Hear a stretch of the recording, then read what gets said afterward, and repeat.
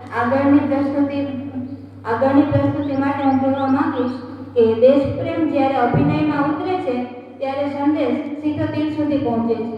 આવું જ એક નાટ્ય અંશ લઈને આવી રહી છે કુમારી ગીતા ઓડેદરા એન્ડ ગ્રુપ, જેનો વિષય છે રાષ્ટ્રીય પર્વ અને આપણી ફરજો.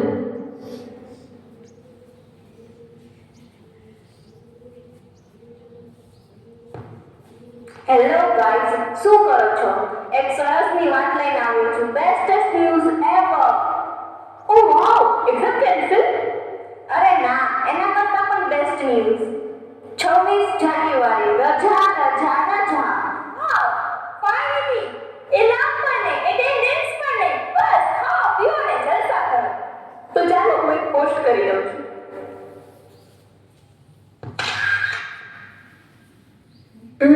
કેપ્શનમાં શું લખું? Proud to be Indian.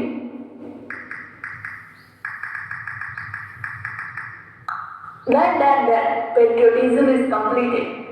અરે 26 જાન્યુઆરીમાં શું હોય યાર? ટીવી પર થોડી ઘડી પરેડ અને જૂના દેશભક્તિ ગીતો, બસ. અને ઝંડા અને કબૂતર સાથેના ફોરવર્ડિંગ મેસેજીસ. શું ખરેખર તમે આવું બોરિંગ જુઓ છો બધા? તમને આ બધું બોરિંગ અને ફની લાગે છે, પણ તમને ખબર છે ખરેખર શું ફની છે? હા તો તું કે શું ફની છે? એ જ કે આપણને રજા તો ગમે છે, પરંતુ એ ખબર નથી કે આપણને શા માટે આની રજા પડે છે. બ્રો પ્લીઝ, આવી વાતોથી મૂડ ખરાબ નહીં કર પ્લીઝ. આ મૂડ ખરાબ કરવાની નહીં, યાદ રાખવા જેવી બાબત છે. 26 જાન્યુઆરીનો મતલબ કોલેજમાંથી રજા એવો નહીં. એનો મતલબ એ છે કે આપણે આપણા દેશને પસંદ કરીએ છીએ, આપણા દેશનું માન જાળવીએ છીએ.